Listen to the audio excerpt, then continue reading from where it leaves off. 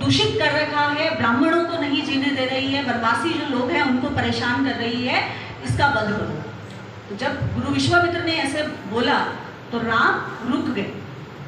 क्यों रुक गए? क्यों रुक गए? ताड़का कौन है? स्त्री है। तो जब राम को ताड़का का वध करना है, क्योंकि ताड़का स्त्री है, और हमारे धर्मों में, हमारे शास्त्रों में, हमारी शिक्षा में ये बताया गया है कि स्त्री जो है, नारी जो है, वो मातृत्व का सिंबल है, तो उसका वध निंदनीय है, उसका वध नहीं किया जाना चाहिए। तो राम को वो शिक्षा मिली है, तो राम एक बार संकोच में पड़ गए कि मैं कैसे ताड़का पर तीर चलाऊं।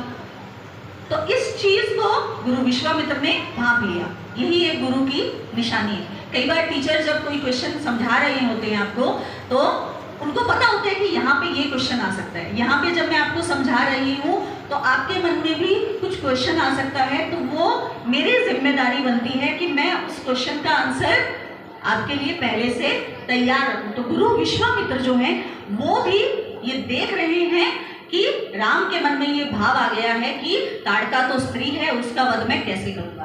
तो विश्वामित्र ने कहा है ये सच है राम की ताड़का एक स्त्री है, स्त्री मातृत्व का सिंबल है, लेकिन ताड़का जो है वो राक्षसी है जिसने पूरे वन को, पूरी सृष्टि के अंदर हाहाकार मचा रखा है। तो जो इसका कर्म है वो इसके स्त्रीत्व, जो नारी का जो बोध है उसके ऊपर हावी हो रहा है, तो इसके अंदर नारी जैसी या जो इसका स्त्री का बोध है वो बिल्कुल हल्का हो जाता है। मैं हर बार बोल रही हूँ कि हमारा सनातन, हमारी संस्कृति हमेशा कर्म को ऊपर रख रहा है। तो यहाँ पे ताड़का का कर्म क्या है?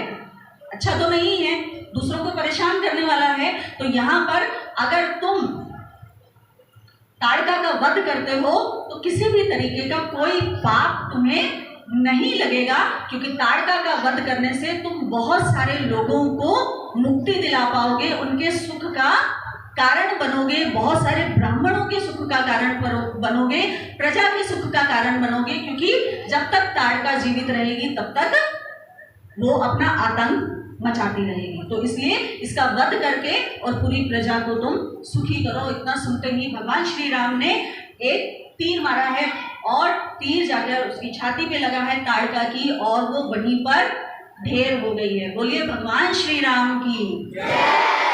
तो इस तरीके से ताड़का का वध हुआ, और जैसे ही ताड़का का वध हुआ उस पूरे वन की जो एनर्जी है वो डार्क से एकदम लाइट एनर्जी हो गई। पूरा वन जो है एकदम शांत हो गया है, बहुत सुंदर हो गया है। वहां से जो डार्कनेस थी वो हट गई है। आज तीसरे दिन की कथा हम कर रहे हैं, बाल राम कथा। वो राम कथा जो बच्चों को समझ में आए। आज के कार्यक्रम में हमारे अतिथि हैं श्री राजकुमार जी जैन। आपका आरती मुंडेश्वरी परिवार की तरफ से बहुत बहुत स्वागत है। माँ पब्लिकेशन से हैं और सनातन संस्कृति के प्रचार प्रसार में अग्रणी रहते हैं। साथ ही उनके सुपुत्र श्री सौरभ जी जैन भी हमारे बीच उपस्थित हैं। आपका भी बहुत बहुत स्वागत है।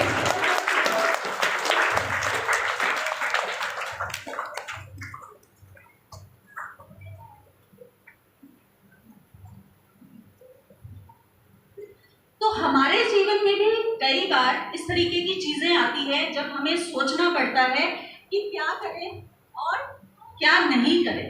तो यहाँ पर जैसे राम के मन में किसी तरीके की डाउट आ गया कि ताड़का का वध करूं या नहीं करूं, तो वहां पर आपको ये सोचना है कि जो उसका रिजल्ट आने वाला है, जो भी आप काम करने वाले हो, उसका रिजल्ट जो है उससे प्रभावित होने वाले लोग कितने हैं।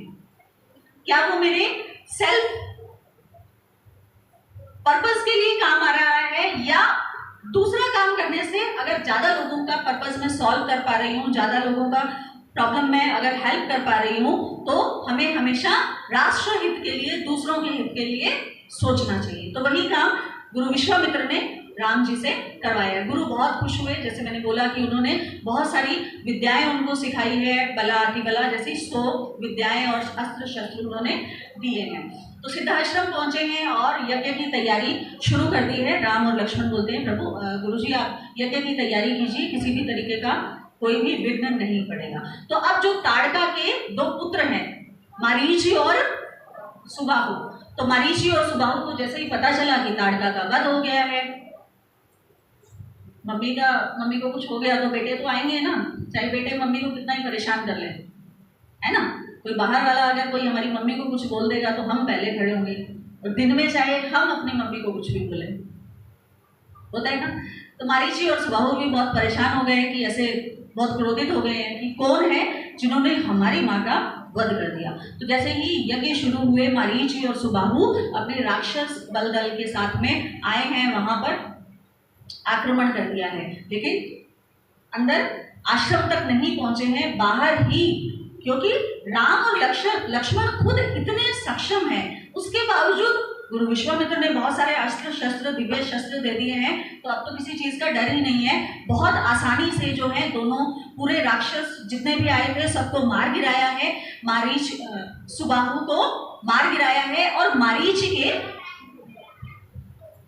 सीने में एक तीर मारा राम ने, जो कि इतने वेग से था, इतना फ्लो था उस तीर का कि मारीच वो कहां पर जाके पहुंचा, बिल्कुल 100 योजन दूर समुद्र के किनारे जाकर गिरा है। इतना वेग उस तीर का है, ऐसा मानस के अंदर वर्णन है।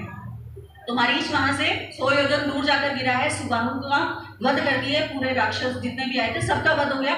इस तरीके से पूरा जो ताड़का जो वन था वो बहुत ही सुंदर वन बन गया है। वहां से जो राक्षसों का जो डर था वो सारा खत्म कर दिया है। राम और लक्ष्मण ने बहुत बढ़िया से जो उनका यज्ञ था वो संपन्न हुआ। अब यज्ञ संपन्न हो गया है तो गुरु विश्वामित्र 1-2 दिन रोके हुए हैं। तो राम और लक्ष्मण पूछ रहे हैं कि गुरुजी जिस योजन से आप लेके आए वो योजन पूरा हुआ, अब आगे के लिए आज्ञा दीजिए, आगे के लिए हम दोनों भाइयों के लिए क्या आज्ञा है। यहाँ पे भी क्वेश्चन नहीं कर रहे हैं। तो विश्वामित्र जी ने बोला कि मिथिला के अंदर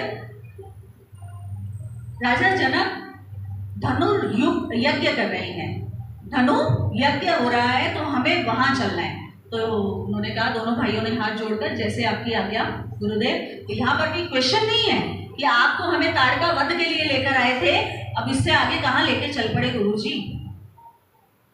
जैसे हम कर देते हैं ना कि मैम 1 पीरियड तो ले लिया, आपका तो 1 ही पीरियड था, अब 2nd पीरियड फिर एक्स्ट्रा ले रहे हो,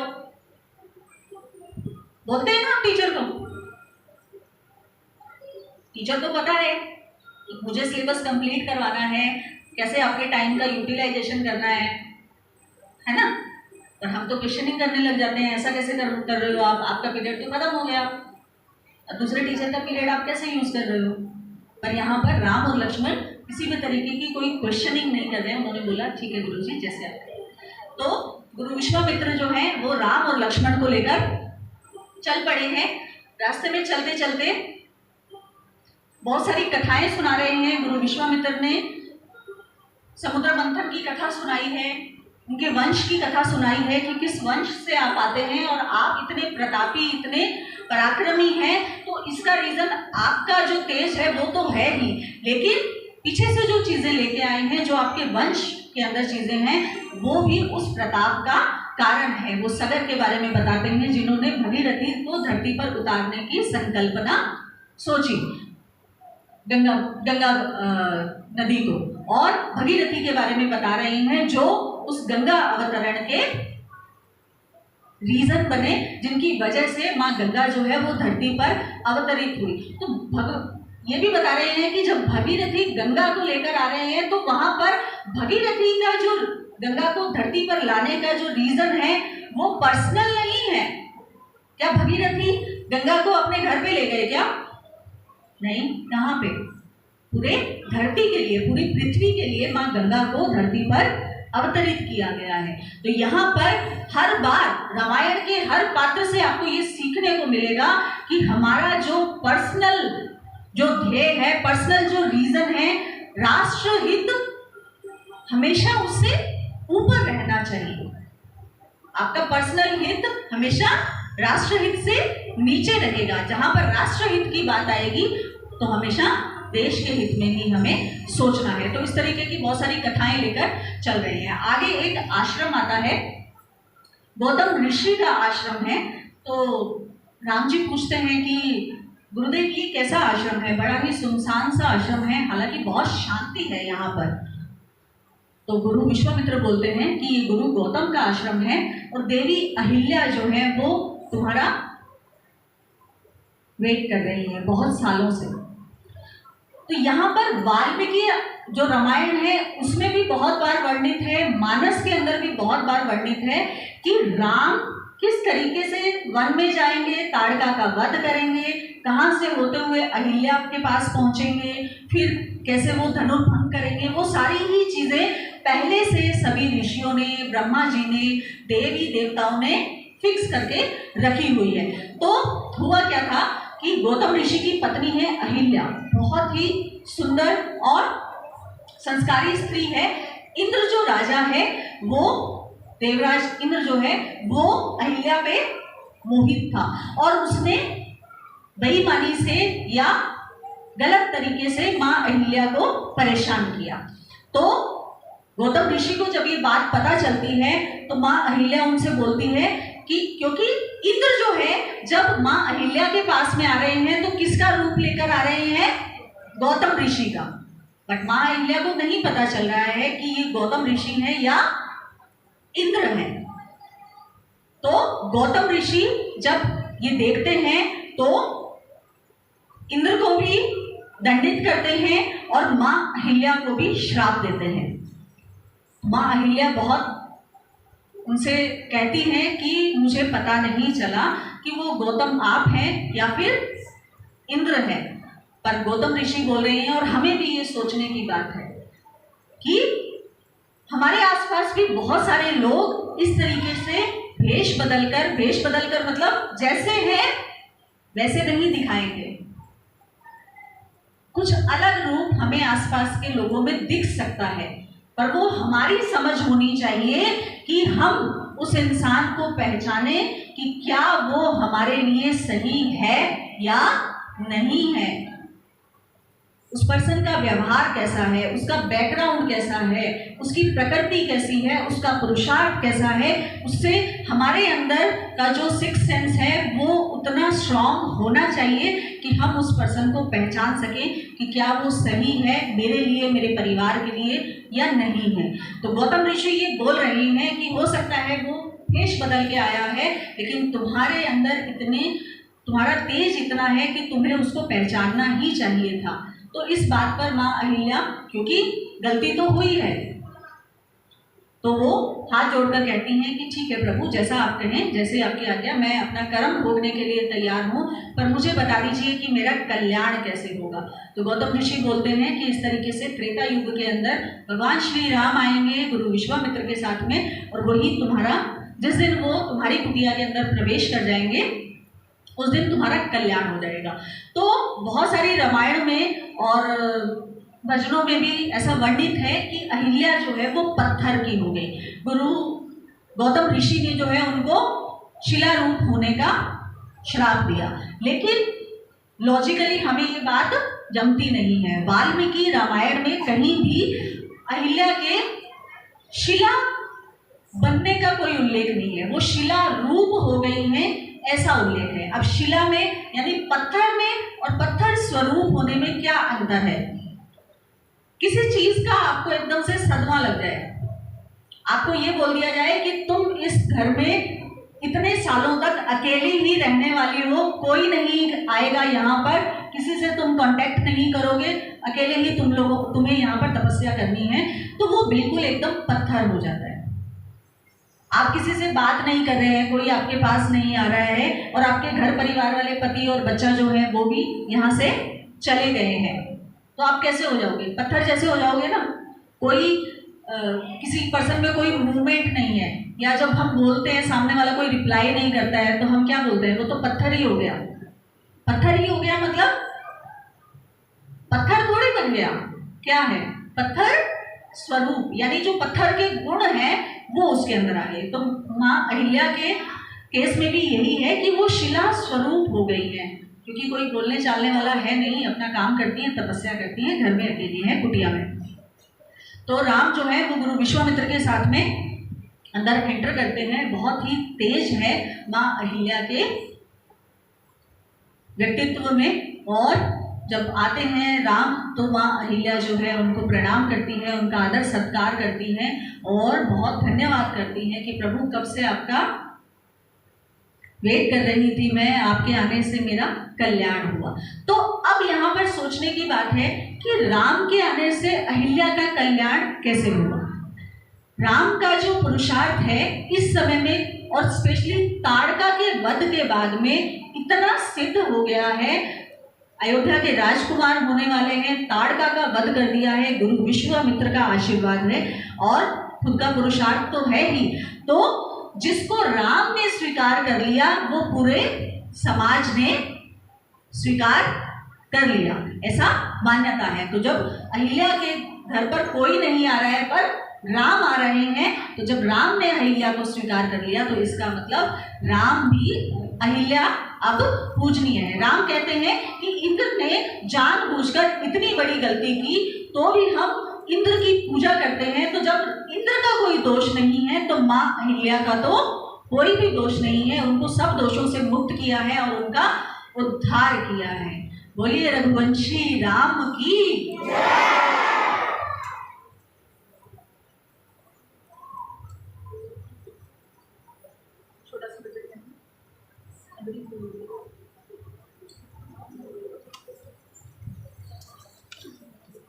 राम जो है वो उस अयोध्या के राजकुमार हैं, उस अयोध्या के राजा होने वाले हैं, उस राम राज्य के सिरोधार्य होने वाले हैं, जिसकी संकल्पना आज भी हम मन में रखते हैं कि हमारे देश में भी राम राज्य की स्थापना हो।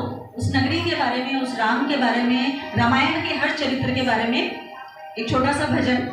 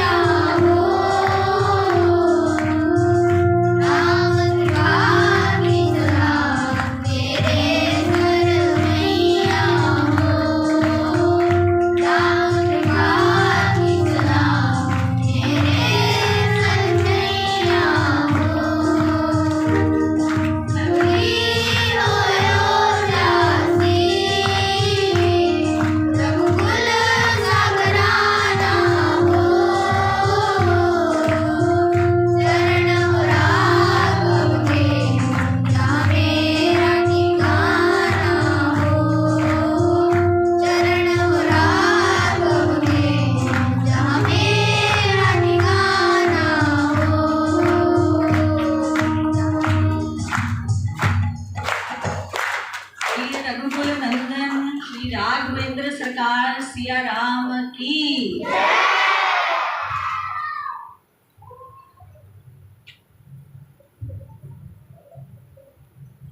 तो माँ अहिल्या का उद्धार करने के बाद में राम गुरु विश्वामित्र के साथ में, लक्ष्मण के साथ में आगे चले हैं। आगे मिथिला के अंदर, जो कि एट प्रेजेंट थोड़ा सा हिस्सा जो है मिथिला का वो बिहार के अंदर है, और बाकी सारा हिस्सा जहाँ पर राजा जनक की राजधानी है वो अभी कहाँ पर है? नेपाल के अंदर है। कहाँ पे है? नेपाल के। तो माता सीता हमारी कहाँ की थी? नेपाल की थी। तो राजा राम जी का जो ससुराल है वो कहाँ है? नेपाल में। तो हमारा भी कुछ बनता है नेपाल में, तो कभी भी आ जा सकते हैं अपने, है ना? तभी वहाँ पे वीज़ा नहीं लगता स्पेशल, क्योंकि राम जी का ससुराल है, हम तो कभी भी आ जा सकते हैं, हमारे राम का ससुराल है, हम लड़के वाले हैं, है ना? कभी भी जा सकते हैं। तो इस तरीके से मिथिला के अंदर पहुंचे हैं। मिथिला के अंदर धनुर्यज्ञ हो रहा है। धनुर्यज्ञ हो रहा है। राजा जनक को जैसे ही पता चला कि गुरु विश्वामित्र आए हैं, तो गुरु विश्वामित्र का सम्मान करने के लिए, आदर सत्कार करने के लिए खुद पहुंचे हैं। मिथिला नरेश राजा जनक ने दोनों का, तीनों का बहुत आदर सत्कार किया है। गुरु विश्वामित्र ने से पूछा उन्होंने कि ये दोनों राजकुमार कौन हैं?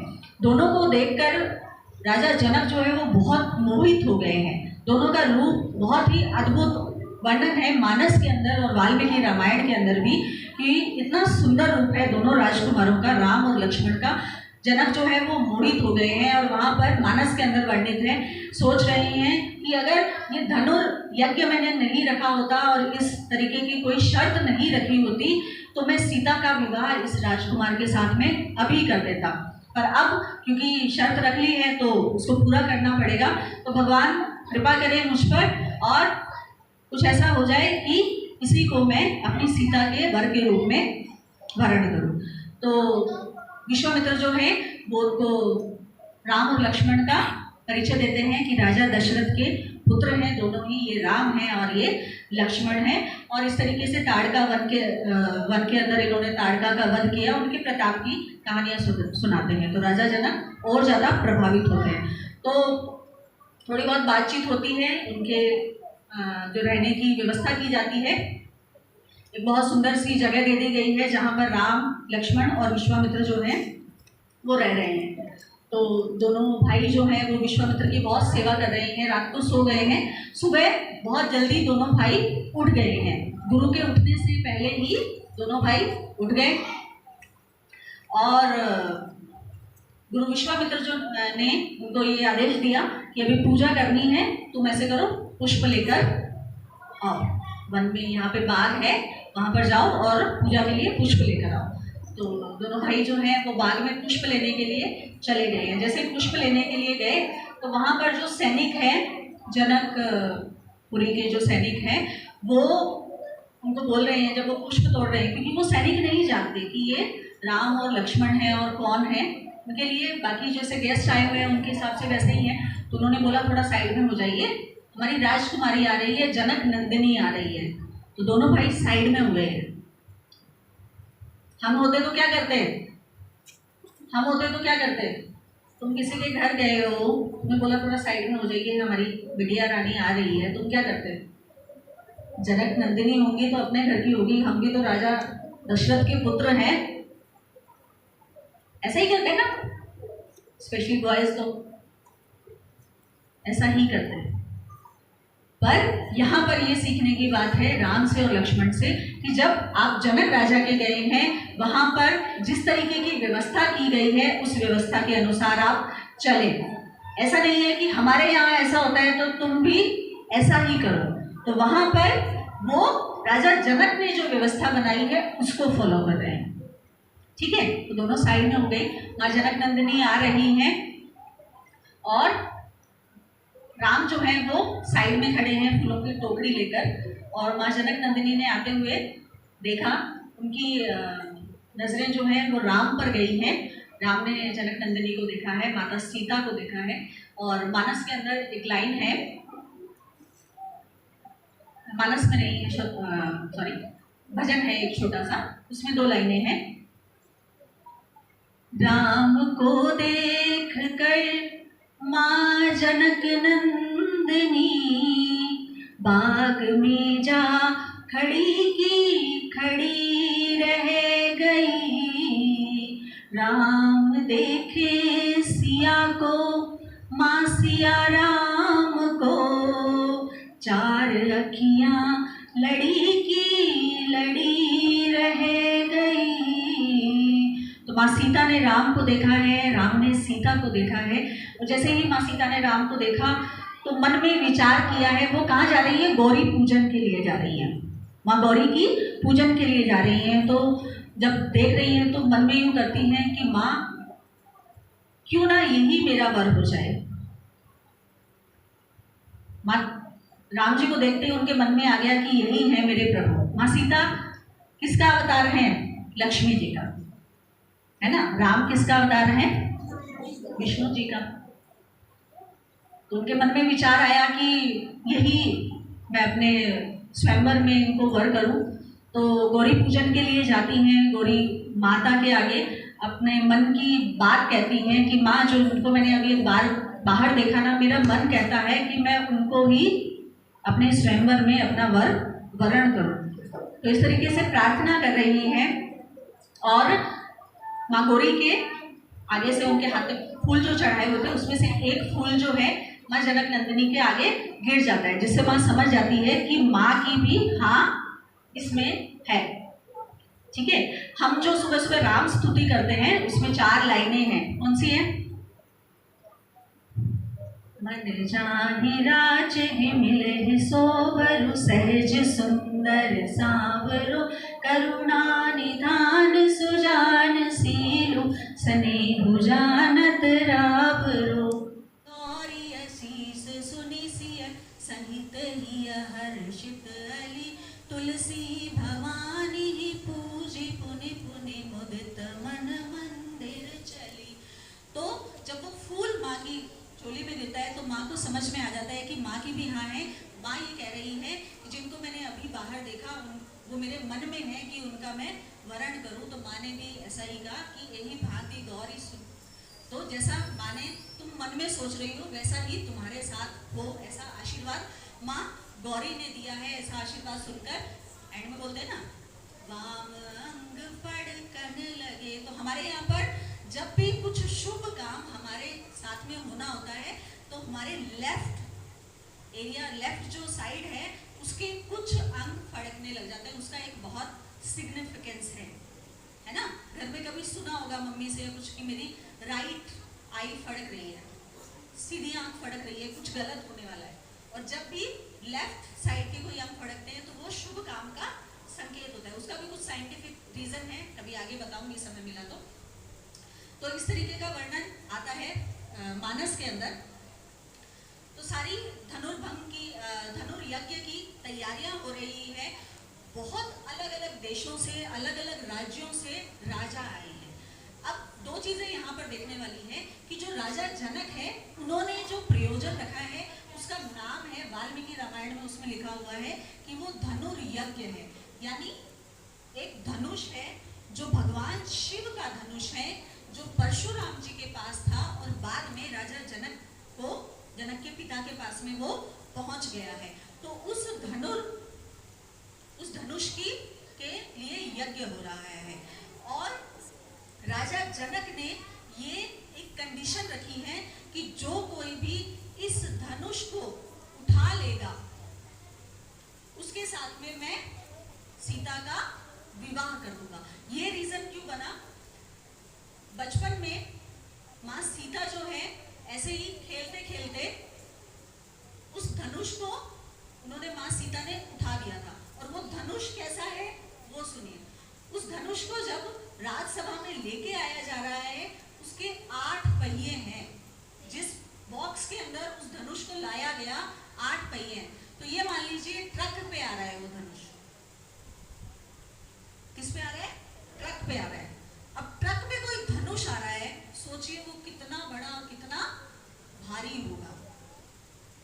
ठीक है। तो इतना बड़ा धनुष माँ सीता ने अपने बचपन में ही जनक ने ये देखा कि सीता ने इस भारी धनुष को उठा दिया। उसी दिन जनक जी ने ये प्रण लिया कि जो इस धनुष को उठाएगा उसी राजकुमार के साथ में मैं अपनी सीता का विवाह करूंगा। कि राजकुमार, जब हम अपनी बेटी के लिए लड़का देखते हैं तो हमेशा ये देखते हैं कि वो हमारी बेटी के गुणों के साथ में मैच करता हो। तो जब मेरी बेटी सीता इस धनुष को उठा सकती है तो जो इसको वरेगा, जो इसको लेकर जाएगा, जिसके साथ में इसका विवाह होगा, उसमें भी इतना गुण तो होना ही चाहिए कि वो इस धनुष को उठा सके। तो इसलिए उस धनुष को उठाने की शर्त रखी गई थी, ना कि धनुर्भंग की। तो जब बहुत सारे राजा आए हुए हैं तो वहां पे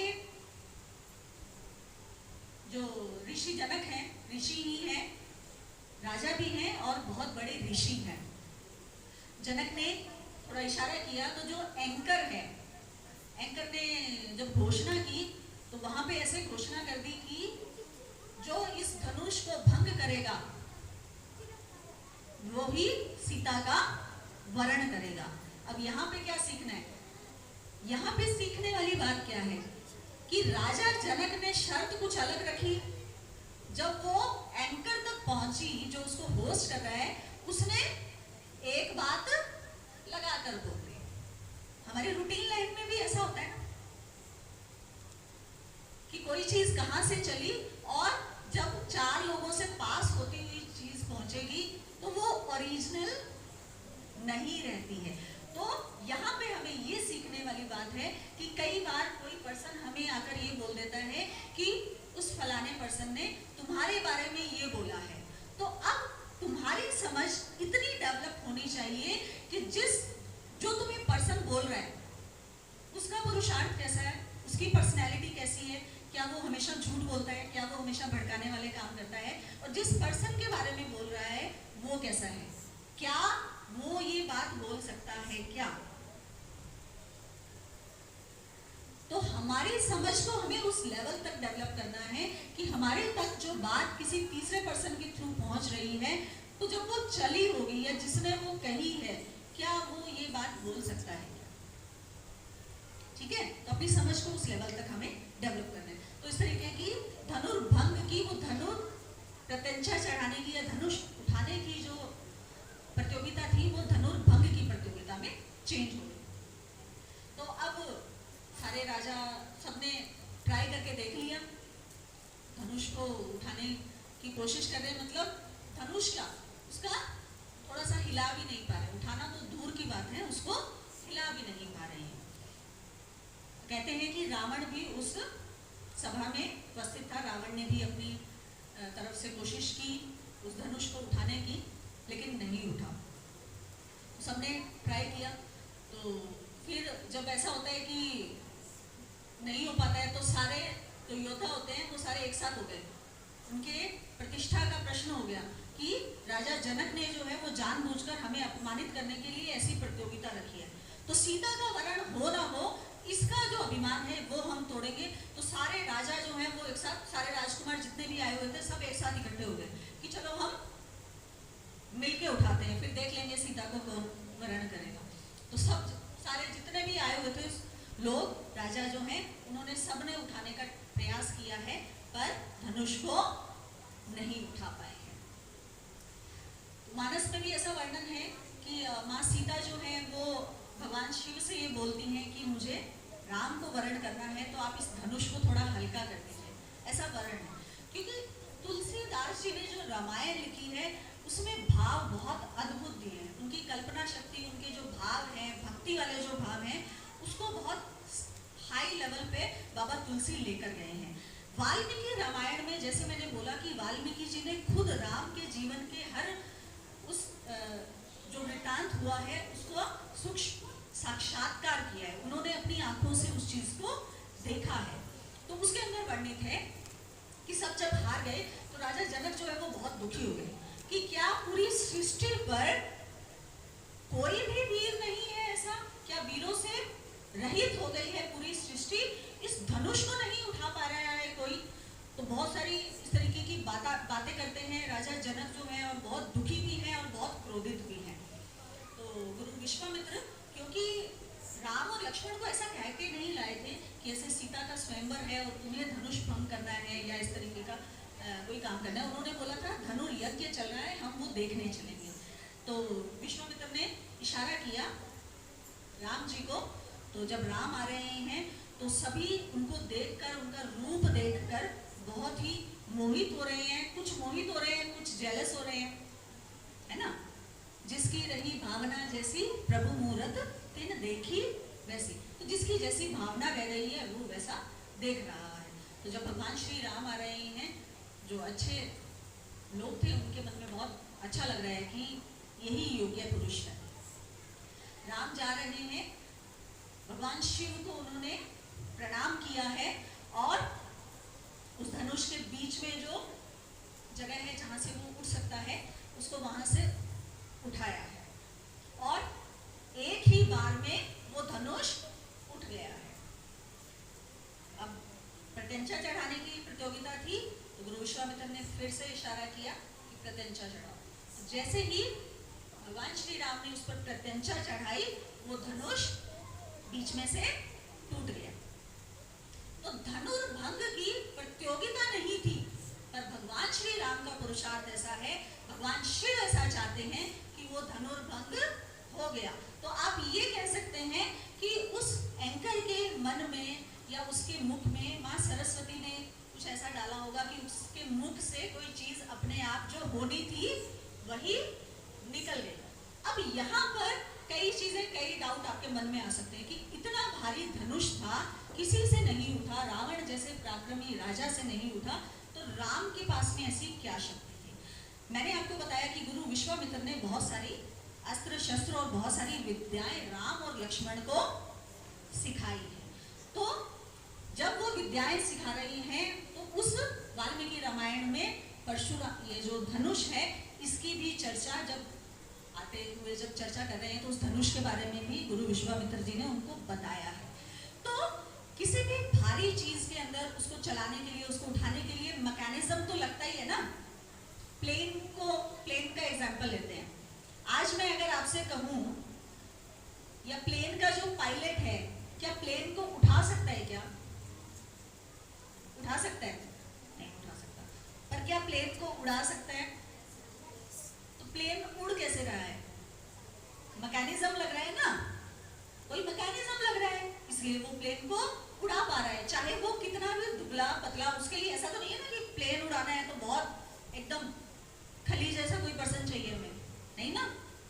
तो वो मैकेनिज्म है। तो वही मैकेनिज्म राम का पुरुषार्थ तो है ही, भगवान शिव की कृपा तो है ही, बट लॉजिकली इस बात को अगर आप समझेंगे तो उसका उठाने का एक मैकेनिज्म है जो गुरु विश्वामित्र ने राम को सिखाया है। और उस मैकेनिज्म के साथ में ही भगवान श्री राम ने उस धनुष को उठाया है, उस पर प्रत्यंचा चढ़ाई है और वो धनुष टूट गया है। जैसे ही धनुष भंग हुआ, राम और लक्ष्मण को छोड़कर पूरी धरती जो है वो हिल गई है, बहुत जोर से भूकंप आया है। तो यहाँ तक धनुर्भंग तक हमने आज पढ़ा। एक लाइन और बोल देती हूँ ताकि हम कल और आगे की कथा को शुरू करेंगे। तो इस तरीके से चारों ओर भगवान श्री राम की, गुरु विश्वामित्र की जय जयकार हो रही है। माँ जानकी आती है और बहुत खुश है, शिव को बहुत धन्यवाद दे रही हैं कि आपने मेरी सुन ली। कई बार होता है ना, घर में कोई काम हो जाता है, कोई अच्छा हो जाता है तो ये बोलता है मैंने इतने रुपए का प्रसाद बोला था इसलिए ऐसा हो गया, मैंने ये तपस्या की थी इसलिए ऐसा हो गया। तो सब कोई अपने ऊपर क्रेडिट लेता है। तो माँ जनक नंदिनी भी सोच रही है मैंने शिव को बोला, भगवान शिव को, इसलिए शिव ने धनुष हल्का कर दिया, इसलिए राम उठा पाए। तो ठीक है, मतलब इट्स गुड, नॉट बैड। सबको अपने ऊपर विश्वास होना चाहिए, सबकी अपनी भक्ति करने की तरीका है। तो आपको अपने जो आराध्य हैं उस पर विश्वास होना चाहिए। कैसे भी हुआ, किसी भी रीजन से हुआ, राम जी ने धनुष भंग कर दिया। माँ सीता जी ने राम जी के गले में वरमाला डाली है, राम ने सीता मैया के गले में वरमाला डाली है। बोलिए सियावर रामचंद्र की। तो इस तरीके से उन्होंने बोला कि चलिए विवाह की तैयारी करते हैं। तो भगवान श्री राम बोल रहे हैं कि नहीं, विवाह की की अभी तैयारी नहीं करेंगे, पहले आप मेरे पिताजी दशरथ को बुलाइए। तो सबने बोला कि बुला लेंगे उनको भी, पर आपके यहाँ तो बहु विवाह की प्रथा है। आपके जो पिताजी हैं उनकी तो खुद 3 रानियां, अनेक और भी रानियां हुई है, 3 मेन रानियां उनकी हुई है। तो आपके यहाँ तो बहु विवाह की प्रथा है, तो एक विवाह ऐसे कर लीजिए, बाकी पिताजी की इच्छा से कर लीजिएगा। तो यहाँ पर अब राम बोल रहे हैं कि नहीं, मैं इस पूरी सभा के सामने ये प्रण लेता हूँ कि मैं जीवन भर एक ही विवाह करूंगा, एक से ज्यादा विवाह नहीं करूंगा। अब ये प्रण राम ने क्यों लिया है? उन्होंने देखा है कि तीनों रानियों में से किसी भी तरीके से अगर श्रेष्ठ माना जाए तो कैकेयी जो है वो सबसे यंग है, सबसे सुंदर है, योद्धा है, और राजा दशरथ का उनके प्रति बहुत ज़्यादा प्रेम है। उनके मायके से भी बहुत सारे जो लोग हैं वो अयोध्या में रह रहे हैं। पहले ऐसा होता था कि मायके से जो रानियां होती थी, उनके मायके से कुछ सैनिक, कुछ लोग, दास दासियां वहाँ पर रहते थे ताकि उसका वर्चस्व बना रहे। तो तीनों जो रानियां हैं, सुमित्रा, कौशल्या और कैकेयी, तीनों रानियों के मायके से आए हुए हैं लोग, लेकिन वहाँ पे वर्चस्व किसका है, अथॉरिटी किसकी है? कैकेयी जो रानी है उसके मायके से जो लोग आए हुए हैं उन लोगों का वर्चस्व है। तो हालांकि राम का अपनी तीनों ही माताओं के लिए बहुत प्रेम है, तीनों माताओं का राम के लिए बहुत प्रेम है, लेकिन उन्होंने उस चीज को भी देखा है कि कैकेयी की वजह से माँ कौशल्या को कितना कष्ट उठाना पड़ा है और किस तरीके से वो तड़प रही है। तो वो मैं नहीं चाहता कि मेरी पत्नी के साथ में भी हो, तो इसलिए उन्होंने इस प्रण को लिया है कि मैं बहु विवाह नहीं करूंगा। तो आज की कथा को हम यहीं विराम देंगे, आरती की तैयारी करेंगे। हमारे बीच हैं कुशल जैन, आप आरती मंटेसरी स्कूल के एक्स स्टूडेंट हैं, पहले 5 स्टूडेंट में से रहे हैं और LLB कर रहे हैं क्या आजकल, युवा नेता हैं भाजपा के और बहुत ही कर्मठ कार्यकर्ता हैं। आपका स्वागत है।